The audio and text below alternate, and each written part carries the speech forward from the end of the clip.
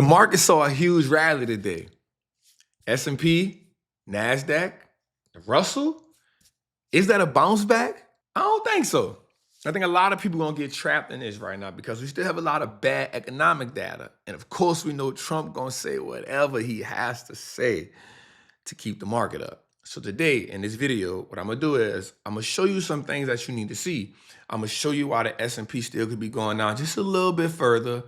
But I think we're going to end the year positive. I'm going to show you why I think the NASDAQ can go down a little bit further. But most importantly, the thing that's really we need to watch is why is gold now acting like a speculative stock? So before we get into all that, man, make sure you like, make sure you subscribe, and man, share this video out because help us get 2,000 likes because that truly helps the video and the channel gain some traction. Let's go. Here's what I want you to understand. Donald Trump came out today and said, we've had talks with Iran. As soon as he said that, the market skyrocketed. As a matter of fact, let me show you better than I can tell you. Let's look at the screen right here. So right here, this huge inducement right here, this is an institutional footprint. This is at 7 o'clock. This is when Trump came out this morning and said, I've had talks with Iran. And right after he said that, Iran said, we ain't even talk to y'all. We don't know what y'all are talking about. But notice, it wasn't just on the ES, which was the futures, right? We're going to also go to what's called the NQ, which is the NASDAQ futures. Wow. Look at that, y'all. NASDAQ futures. This is at 7 o'clock, y'all, and I got it on an hourly. This is at 7 o'clock. So the minute Donald Trump said that, the market skyrocketed. But I also want to show you another reason on why this happened. So let's go to this right quick. Now, if we go to the U.S. oil futures, I want to show you something that's really key. So let's just look right here. Before Donald Trump said that, let's say oil had pushed $101. So it was pushing right back up to $101, right? And this was overnight. Now, that shows us that the oil futures were accelerating. Going back to $101, that's not good, right? That is pressure. And so one thing we know about Trump is he don't want a bad market. And I'm going to be real with you. Oil futures going back to $100, U.S. crude hitting $200, which is what Iran has been truly pumping. That is not good. That's more pressure on the economy. That's more pressure on the market. That's more pressure on the everyday people. Also, we got to keep in mind that the midterms are right here. So he doesn't want a bad market going into the midterms. So you keep oil that high, then that is truly, truly, truly something that he definitely won't. He's going to regret that. And so you got to think about it. It's a situation where we got a president that, you know, against popular demand by people in his corner who's telling him, yo, this is not what you really want to do. Again, you can't make these blatant threats because you saw over the weekend, he said, hey, we're going to obliterate Iran if they don't open the Strait of Hormuz in 48 hours, right? He's talking about sending 5,000 Marines over, talking about sending the USS Boxer, the USS Portland, some Tomahawk missiles, just sending a whole kit and caboodle over there. And Iran replied by saying, listen, you can do that if you want to, but I'm going to tell you something. Everybody who are buying American bonds, guess what? Because we can't reach them, we can reach y'all though. So y'all gonna get some action too. So Iran is really just standing on business. Now, I'm not here to say what's good, what's bad. I'm just here to report why we saw what happened this morning in the market. So here's another thing that we can go back and look at and say why this happened this morning in the market. One of the other reasons why we saw Trump back down a little bit this morning because of that 10-year. So if we can go back to this around April when the tariffs came out, when the tariffs was around. So think about this. Last year, 2025 was about right here. Here's what the April tariffs was, right? March, February, then around here in about April, right? So if you notice, anytime we see the 10-year yield, get the treasury yield, get anywhere around 4.2, 4.3, 4.4. Once it start getting around 4.5, that's a sign. And the reason why is because America has so much debt. We have so much debt. It is a shame. So now once that 10-year start getting around 4.5 and 5, That's extreme pressure on the markets. And that kind of pressure on the markets, well, that puts us, American citizens, in a bad situation. And we know for a fact that Donald Trump does not want that on his watch. So he has no choice but to back down. Remember, this is the bond market talking. So once the bond market start talking, and once the oil market start talking, that supersedes anything the president can say. So as long as the bond market not screaming, as long as oil is not screaming, he can keep on doubling down. But once those things start applying pressure, and I want you all to study that. Go study the 10-year. Go study the 10-year note. That is 100% the door that Donald Trump does not want to cross. Now, let's go a little bit further. I want to show you something right now. Even with the rally today, right? We saw the Dow Jones up 1.3%. We saw the NASDAQ and the S&P give us 1%. We still in extreme fear because the market is just not buying it. But also we have some bad economic data that's out right now. And so even with the rally that the market is getting, you got to remember there's still economic data. So what I want to show you all right now is we may have a bounce here. We may have a relief bounce here or relief bounce there and some dynamic support or at some really good support areas. But remember, there's a lot of economic data that's out there that's not letting us get what we really need. So let's look at some of that for a second. Let's start off with something right quick, right? So here's what we got to understand. So we're looking at the S&P right here. Let me take this off right quick.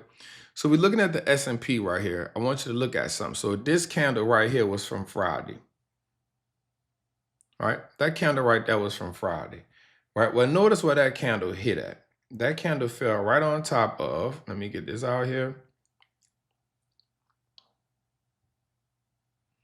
This previous all-time high right here, right? So it broke that. Let me get that off so you can see it. Boom. Let me open this up. All right, so this was a previous all-time high area that it hit. Notice it hit that area, it swept that line, right? It's an invisible line, but the markets pay attention to stuff like that. That previous all-time high, it swept that area, meaning it took all those orders out right there. That was a form of support. And then this morning, again, the markets bounced. Now notice the market was up at best today, almost 2%, right? The S&P, you gotta think the S&P was up almost at 662, right? So it was up really big today. But then, so we see the market really sold off some of that, right? Which is not good. But we understand that, again, we know the environment, we know what we're looking for, we know what's happening in the market. So we saw them sell some of that off. So now what I want you to watch the rest of the week is, does the market come back down to 649? I want you to watch that. Now, here's what I think, and just me, it's my own thing. I have it marked out myself. I think we come down to 611, 611, 612. I think that's where we go at. And then from there, I think we come there, and then I feel like the market will turn around. So I think we have some time to go. And the reason why I'm saying that is because I just truly feel like there's a lot of bad economic data going on right now. And I'm not mad at it, because if we drop down to that level, it gives us a 10% pullback, and let's just 11% pullback. And let's just think about it. Every year, the market is due for a 10 to 12% pullback. Well, we get it early, and it gives us the end of the year rally. So I truly think we'll get this around April, coming into April, mid-April, May. I think the market starts turning around May, June. I could be wrong, but that's what I'm kind of thinking. I'm thinking we get the end of the year rally. I'm thinking all of this happens, that we go into midterms with some momentum. Right now, we are buying for the buy and hold, but I am 100% sitting on the side with the options market right now, because I don't want to get caught up in all this chop. People get like, oh, you can sell puts, we can play the puts and all that. Listen, I make more money on the upside, and so when the market is doing this, I'm willing to step back for a second. But I do think the end of the year, towards June, July, August, September, October, I think we get that end of the year rally on the second half. But again, I think we come down to this area right here, and this area is where the Trump sell-off last year. Now think about it. Same thing last year. What happened? March, April, market sold off. February, March, April, same thing we had here. Then we get what? April, May, June, July, we get that. So I'm not saying it's looking the same, but I feel the same thing happening again, right? And so let's look at the Qs. The Qs almost did the same exact thing, right? Came down that same level. It was a support level. right? Previous all-time high, landed right there, bounced off it today, and I want you to look at it too. I want you to watch all week. Do we come back to 582? If we can hold 582, may have some momentum, but I also think we got to have economic data that's going to push us down. Earnings is out the way. So that data in this war is what's going to drive the markets moving forward. I think we come down to about the same area. I'll give you a look. Boom, here we go. This is the all-time high right here. And if we came down to that, you get about a 14% rally. Sell-off. And I think we get that. May not be it to the T, but I think we get that. And I think from there, we go back up. I think the market does something like that where staircases is way down.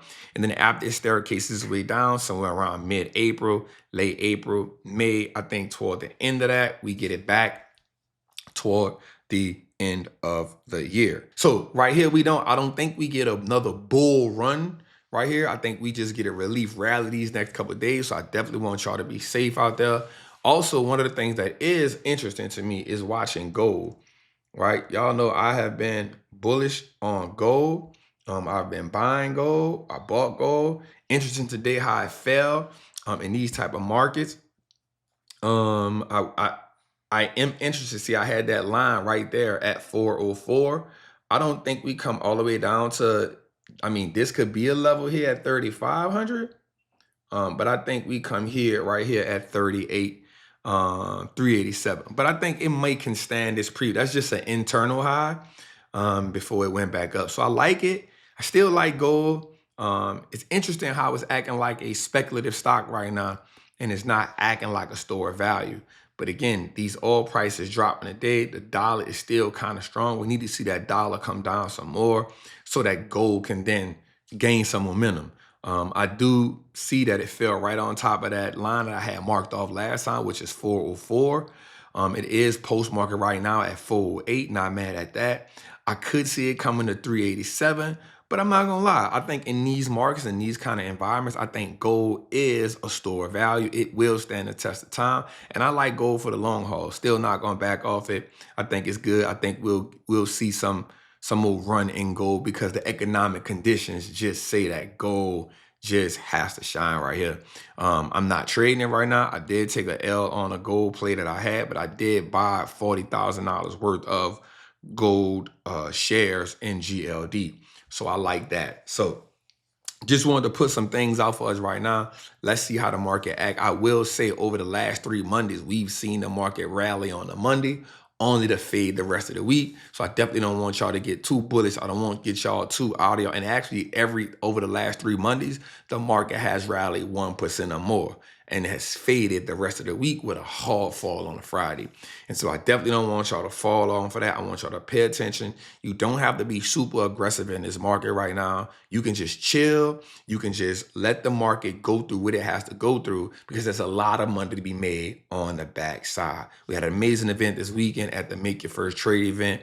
Man, it was phenomenal. So I want to shout out to everybody that came. It was so inspirational seeing everybody in my Patreon now, and you can join that now. They was like, bro, it makes so much sense to me right now, Trap. I can see it right now. And so I can read the chart different now. I can see it. So that's what I'm proud of, man. And so my goal now is to start implementing some fundamental investing stuff on this page, but also implementing some charting things on this page because my goal is to help us be well-rounded every way that we can. It's your boy, the Wall Street Trapper, man. Make sure you like, make sure you subscribe, and make sure you share this video out, man. Salute.